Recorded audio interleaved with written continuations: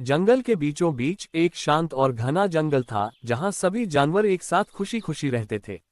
लेकिन हाल ही में जंगल में अजीब घटनाएं घटने लगीं। जानवरों के बच्चे अचानक गायब होने लगे थे और कोई भी नहीं जान पा रहा था कि यह सब किसकी करतूत है। जंगल के सभी जानवर डर और चिंता में थे। इस समस्या का हल ढूंढने के लिए जंगल के राजा शेर ने एक आपातकालीन सभा बुलाई। सभी जानवर सभा में इकट्ठे हुए। शेर ने गहरी आवाज में कहा, हमारे जंगल में कुछ गलत हो रहा है और हमें इसका पता लगाना होगा। लेकिन हमें बहुत सावधानी से काम करना होगा क्योंकि यह कोई साधारण मामला नहीं लगता। सभा के बाद लोमड़ी ने सबसे पहले पहल की। उसने योजना बनाई कि वह रात को जंगल में गश्त लगाएगी और उस रहस्यमय शख्स को पकड़ेगी जो ये सब कर रहा है। लेकिन जैसे ही रात हुई और लोमड़ी जंगल में निकली, अचानक एक अजीब सी आवाज सुनाई दी।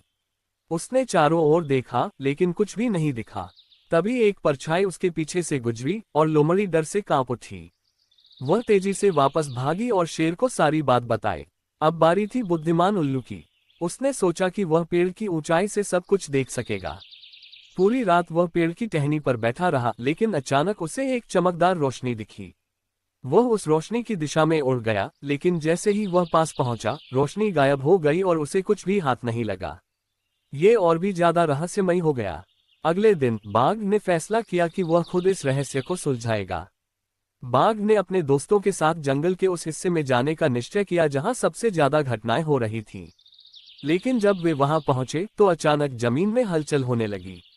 बाघ ने देखा कि जमीन के नीचे कुछ चल रहा है। उन्होंने सतर्क होकर उस जगह की खुदाई की और वहां एक गुप्त सुरंग का पता चला।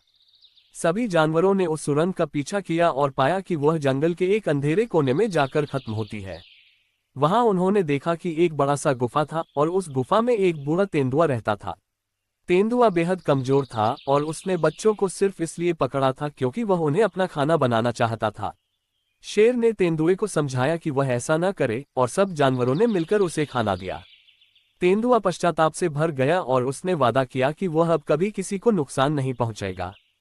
इस घटना ने जानवरों को एक सीख दी कि डर के बजाय समझदारी से काम लेना ही सही रास्ता है।